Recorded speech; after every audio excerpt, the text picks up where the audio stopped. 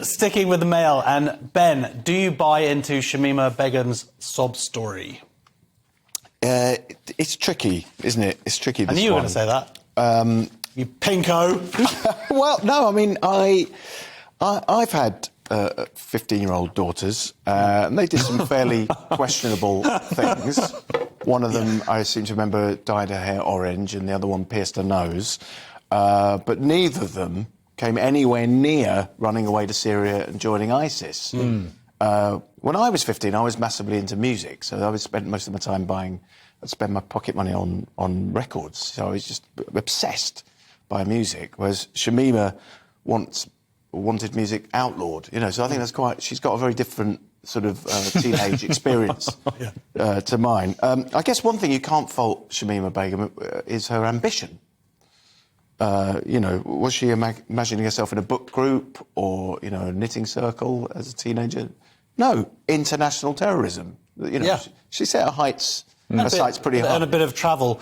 Yeah. Now, Leo, there's an argument here that, you know, that she was trafficked. Do you buy into this narrative? Well, yeah, she was trafficked. She was groomed by Islamic State. She was young. She was 15. Well, the grooming started obviously much younger. And funnily enough, the ages of victims of the grooming for the brides, like Shamima, is actually younger than the average age of the grooming gang victims in this country.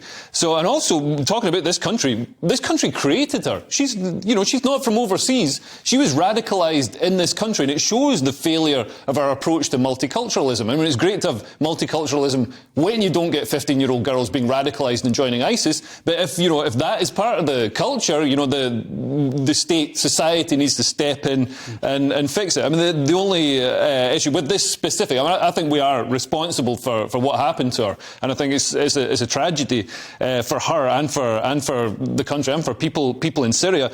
But we've got to look at the public safety aspect, and if we set a precedent by allowing Shamima to return, then there are around about 150 other former ISIS people who, under the same conditions, would be allowed to return. And I just think that's far too much of a risk. You know, we've seen, large-scale terror attacks. I mean, there was one not long ago where somebody tried to blow up a maternity hospital in Liverpool. And I think, crimes like that are just so unbelievably heinous. I don't believe that person was returning from ISIS, though.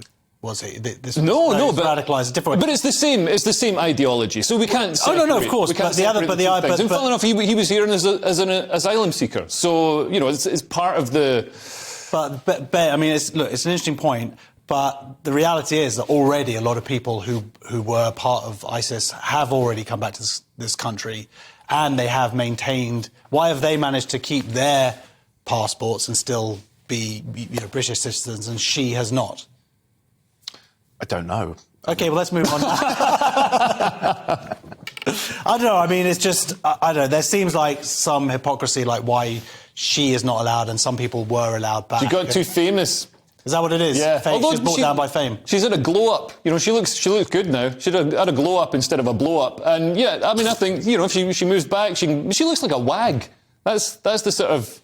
I think maybe that'll save us all from Islamic fundamentalism. Just makeup and OnlyFans. Oh, really? That's your solution to it. Wow, that's really... that's not patriarchal.